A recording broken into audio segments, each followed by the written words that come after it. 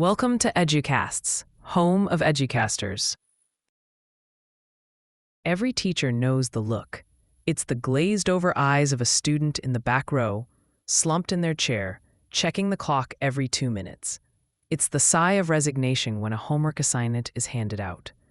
On the flip side, every teacher also knows the magic of the light bulb moment, when a student leans in, raises their hand with genuine excitement, and stays after class just to ask one more question.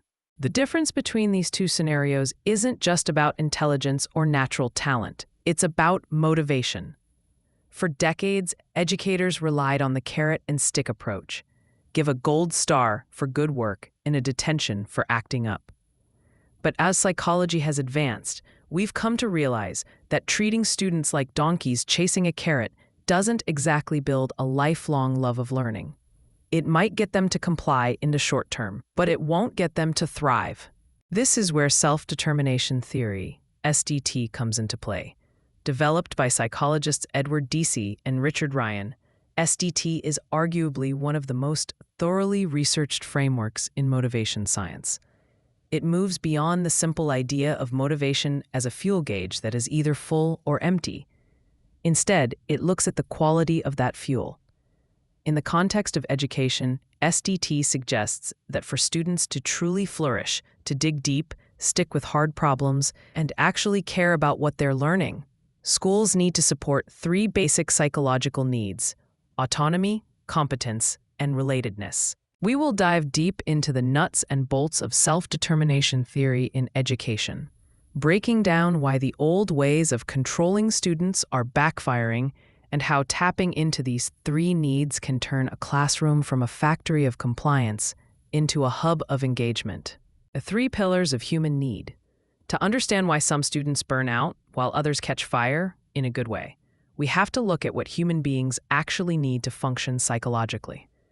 SDT posits that just as plants need sun, soil, and water to grow, humans have universal psychological needs. If you starve a plant of sunlight, it might survive for a bit, but it'll look pale and sickly.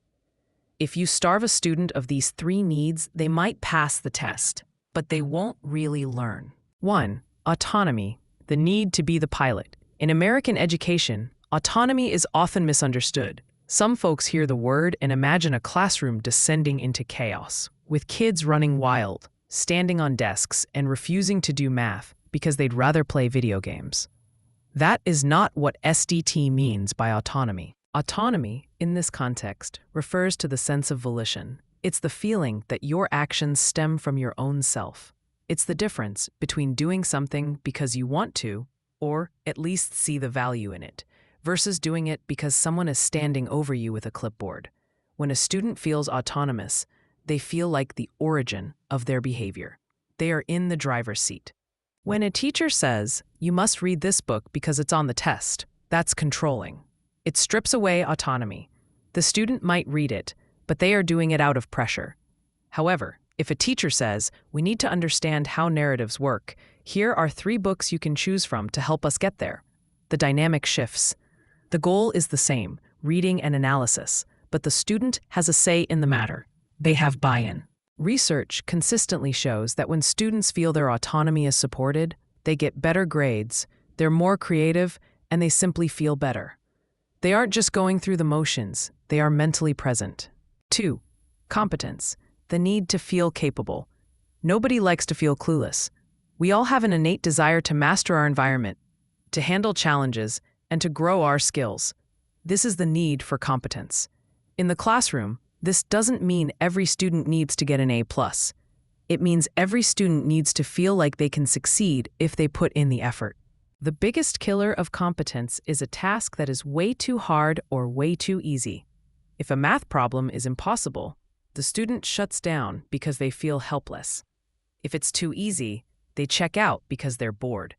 The sweet spot is what educators call the zone of proximal development, stuff that is just hard enough to be a stretch, but doable with some help.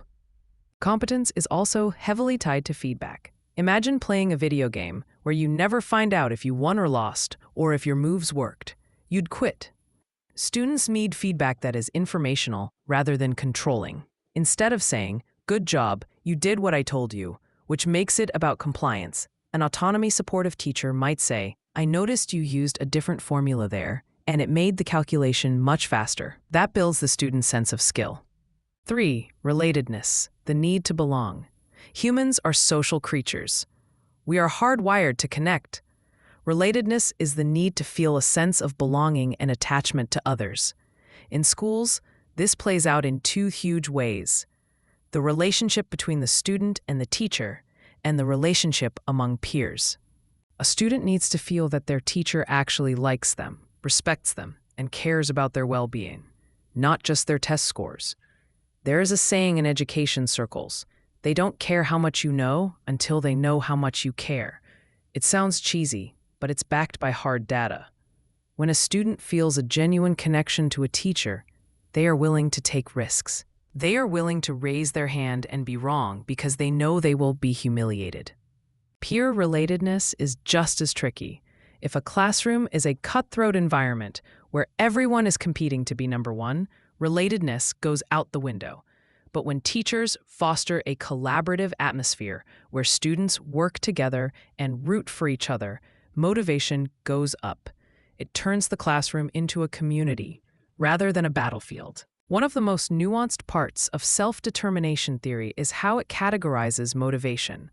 Most people think you are either motivated, intrinsic, or you aren't, amotivation. But SDT breaks down extrinsic motivation, doing it for an outcome, into several layers, ranging from I have to I value this. This is crucial for teachers because, let's be honest, not everything in school is going to be intrinsically fun. Memorizing the periodic table is rarely a thrill ride. Amotivation. This is the bottom of the barrel. The student has zero drive. They don't value the activity, they don't feel competent to do it, or they don't expect it to yield any results. They are just going through the motions or completely checking out. External regulation. This is classic carrot and stick. The student does the homework to avoid getting grounded by their parents or to get a sticker from the teacher. The locus of control is completely external. If the teacher turns their back, the work stops. This is the most fragile type of motivation. Introjected regulation. Here, the pressure moves inside the student's head, but it's still not theirs. It's guilt or ego. A student studies hard because they would feel ashamed if they failed, or because they want to look smart in front of their friends. They are pushing themselves, but it feels like a burden. It's like carrying around a heavy backpack of shoulds and oughts. Identified regulation. Now we are getting somewhere. This is when a student consciously values the goal. They might not love calculus, but they want to be an engineer, and they know calculus is a necessary step to get there. They accept the importance of the task. They are doing it willingly, even if the task itself isn't fun. Integrated regulation. This is the highest form of extrinsic motivation. The activity is fully assimilated into the student's self. I am a writer, so I write essays. It's not just a means to an end. It aligns with who they are. Intrinsic motivation, the gold standard. The student does the activity simply because it is interesting and enjoyable. They read the book because they can't wait to find out what happens next.